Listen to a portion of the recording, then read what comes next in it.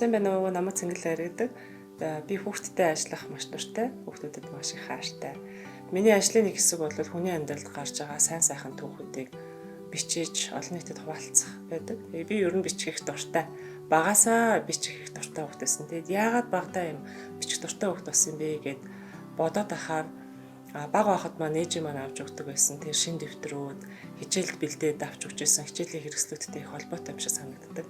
Тэгээ маш гоё үнэртэй, шин харандаа, шин цүнх, шин дэвтэр гэдэг бол хүүхд бүрийн дуртай зүйл гэж ер нь боддог. Тэгээд энэ бичих дуртай байдал маань одоо өнөөдрийн миний хийж байгаа ажил үргэлт бас маш их хувь нэмэр оруулж өгдөгт би баяртай байдаг.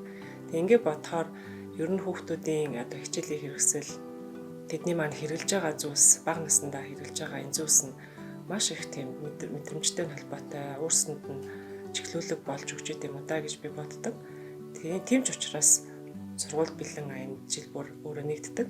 Тэгээд энэ жил та бүхнийг бас нэгдээсэй гэж уриалахыг хүсэж байна. Яа тэгвэл хүүхдэд бэлгэлж байгаа тэр цүнх хичээлийн хэрэгслүүд таны хувьд бяцхан бэлэг байж болох ч хүлээж авч байгаа хүүхдтэй ирээдүйд хэн болох вэ? Ямар ур чадвар авьяастай хүн болох вэ гэдгийг тодорхойлоход нь хүртэл бас холбоотой байж болдог юм шүү гэж хэлмээр байна. Нарийн гоё харандаа, нандин сайхан дэвтэр, хичээлийн чухал хэрэгсэл хизээж бидэнд тустай.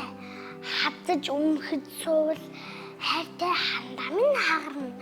Дэндүү гамгүй байвал дэвтэр минь халтар болчихно.